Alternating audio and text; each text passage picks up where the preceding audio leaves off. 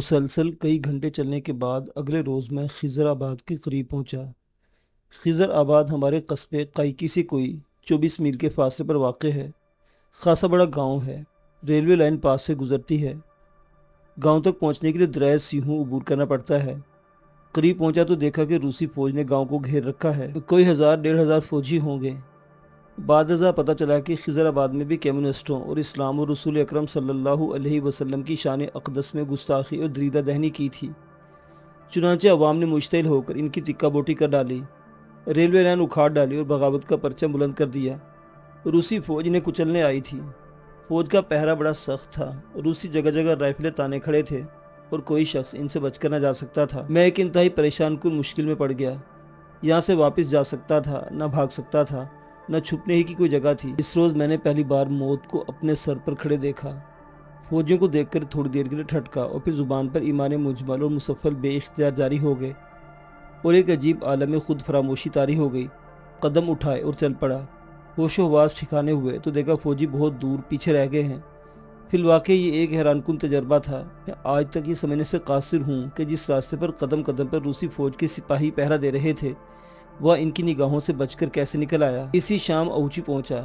یہاں والد مرحوم کا ایک ہم سبق عالم رہتے تھے۔ علم و عمل کے لحاظ سے بڑی زبردست شخصیت کے مالک تھے۔ سوشلزم کے چنگل اس شہر پر بھی دراز ہو چکے تھے اور ان کا پہلا شکار والد مرحوم کے یہی دوست ہوئے تھے۔ لوگوں نے بتایا کہ اس مرد حق پرست کو گزشتہ روز کمیونسٹوں نے شہید کر دیا۔ اہل محلہ نے مجھے نمنگان جانے والے راستے پر ڈال دیا۔ اگلے روز میں نمنگان پہنچ گیا۔ یہ میرا ننہالی شہر ہے۔ یہاں میری والدہ کی جائیداد اور حویلی تھی جو انہیں اپنے والد سے ورثے میں ملی تھی۔ نمنگان کے حالات نسبتاً بہتر تھے۔ چند روز یہاں رہا اور پھر ریل گاڑی کے ذریعے خوقند پہنچا۔ خوقند ترکستان کا تاریخی شہر ہے، خاصا بڑا اور وسیع ہے۔ زار شاہی کے خاتمے پر ترکستان جو چند روزہ آزاد حکومت قائم ہوئی، اس کا صدر مقام یہی تھا۔ قائکی سے 125 میل کے فاصلے پر ہے۔ خوقند میں کمیونسٹوں کے مظالم پورے عروج پر تھے۔ ان سے تنگ آ کر مسلمانوں نے ایک خفیہ تحریک شروع کر دی تھی۔ جب بھی کمیونسٹ اسلام، اللہ تعالیٰ اور رسول اکرم صلی اللہ علیہ وسلم کے خلاف دریدہ دہنی کرتے یا علماء کو اذیت دیتے، تحریک کے رضاکار رات کے وقت انہیں قتل کر ڈالتے اور ان کا سر ایک بند گاڑی میں رکھ کر پولیس چوکی پر پہنچا دیتے۔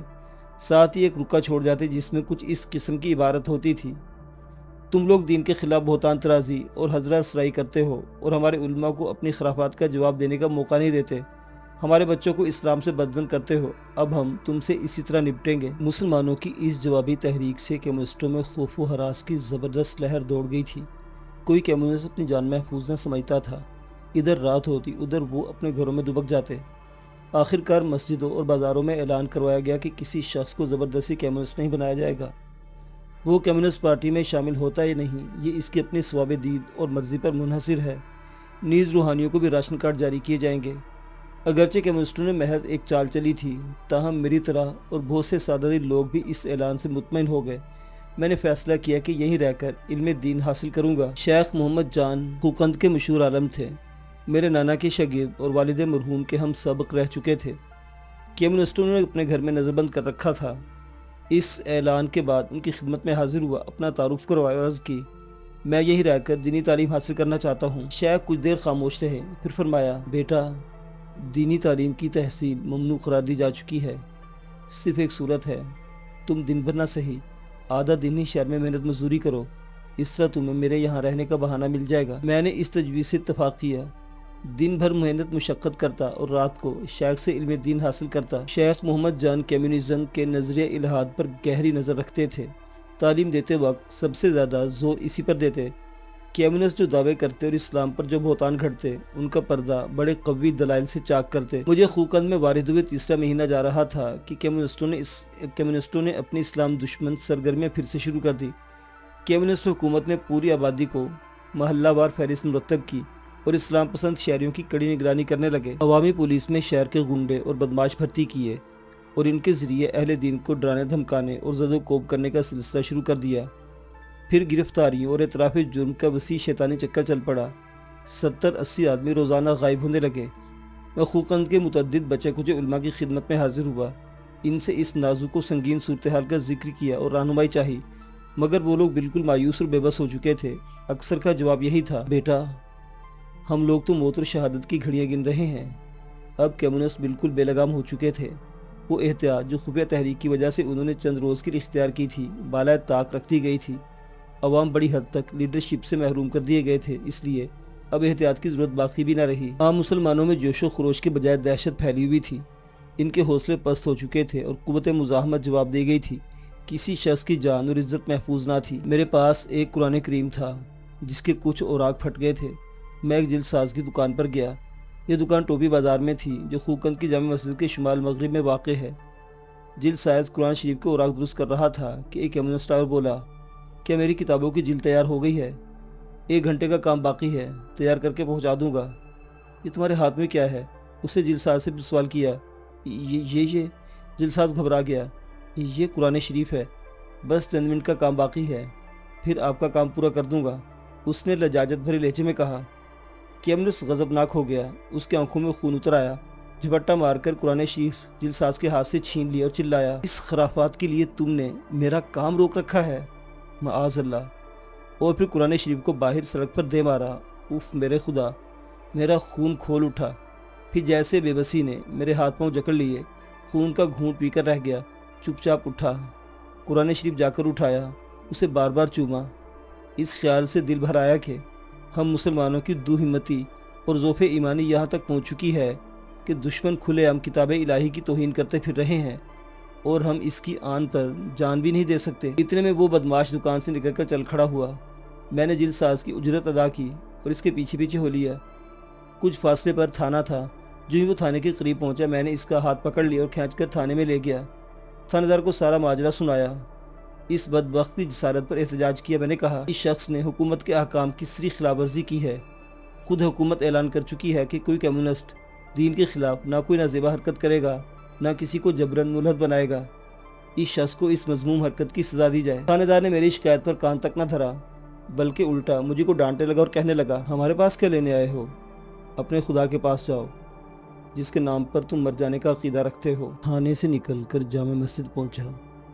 یہ مسجد آج بھی موجود ہے، اسے عجائب گھر بنا دیا گیا ہے۔ اس زمانے میں یہ شہر کے عین وسط میں تھی اور اپنے حجروں سمیت تقریباً 18 ایکڑ رقبے میں پھیلی ہوئی تھی۔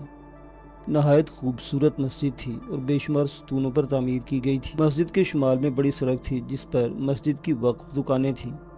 مشرق میں بہت بڑا حمام تھا۔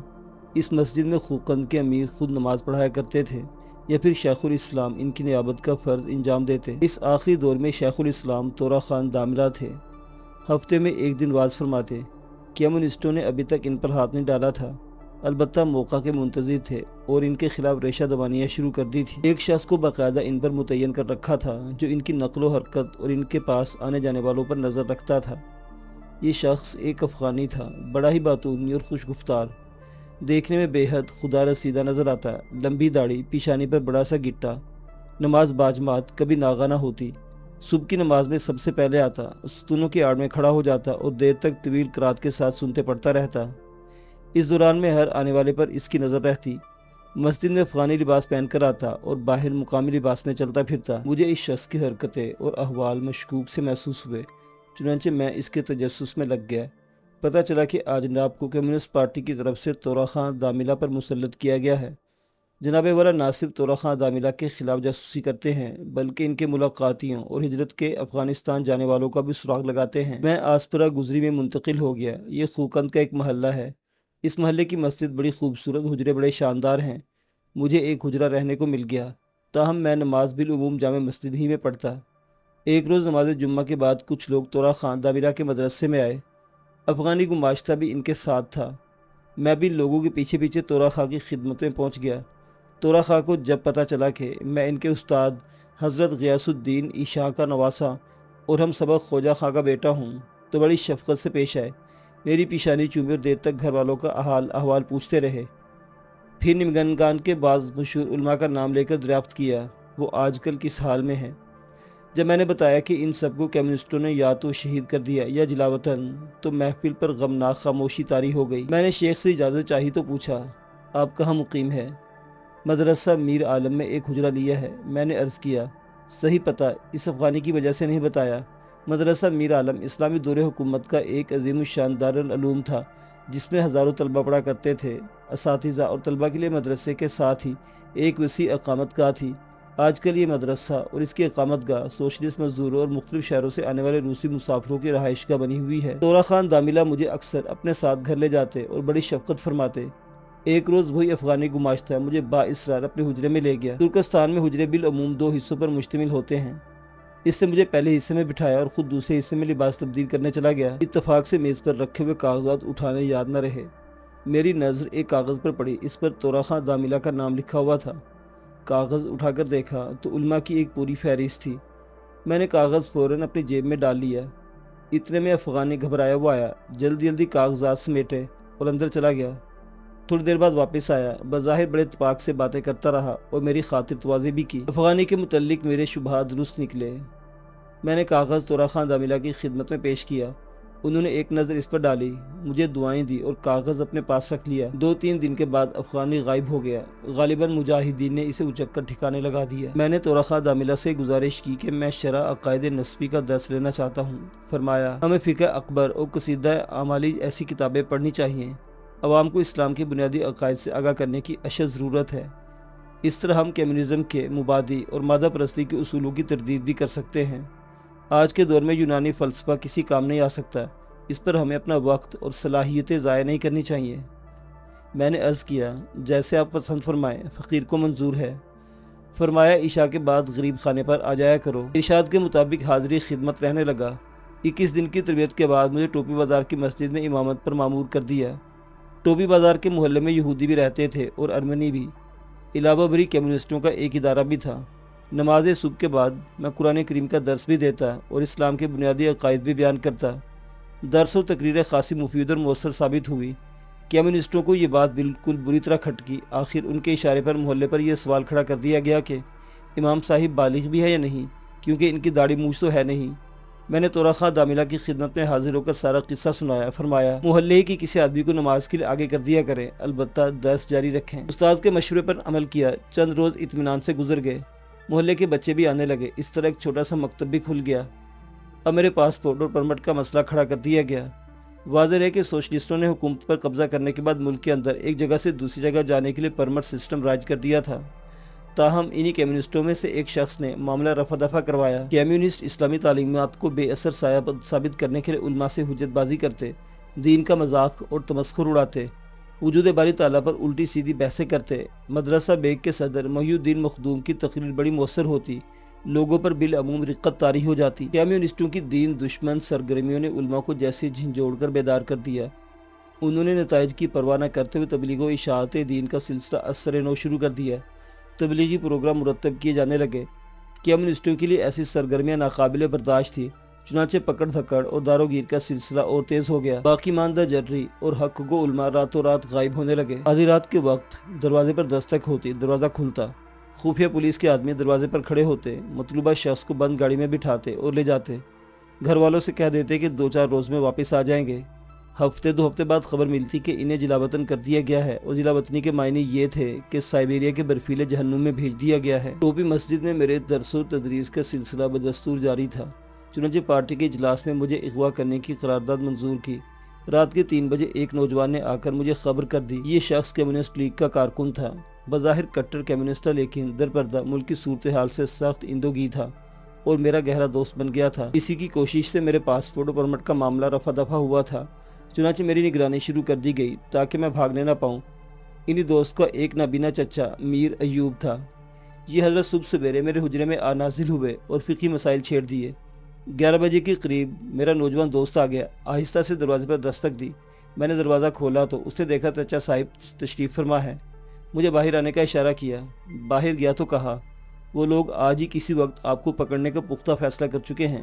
یہ حضرت جو بیٹھے ہیں تو ان کا مقصد یہ ہے کہ آپ کہیں جانے نہ پائیں، ذرا بھی دیر مت کرے، فوراً یہاں سے نکل جائیں۔ نوجوان رخصت ہو گیا تو میں واپس حجرے میں پہنچا۔ ایوب نے پوچھا، یہ کون شخص تھا؟